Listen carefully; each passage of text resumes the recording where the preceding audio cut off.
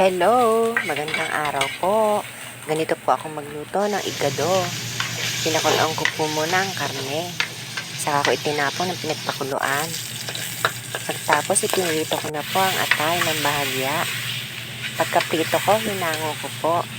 Saka ko iginisa sa sibuyas at bawang. At inihulog ko na ang karne. Saka ko nilagyan ng carrots. Nilagyan ko din po ito ng rino.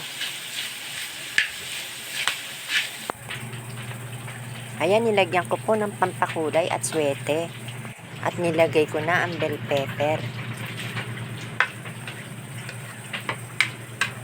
Nilagyan ko din po ito ng laurel.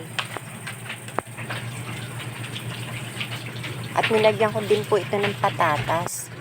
Ayan, nilagyan ko na po ng oyster sauce at konting margarine.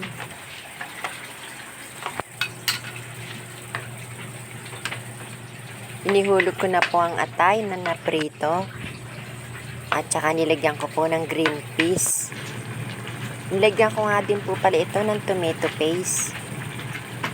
Ayan, nilagyan ko na po ng pampalasa, magic sarap, paminta at konting patis. Luto na po at pwede nang hanguin. Maraming salamat po sa inyong panonood.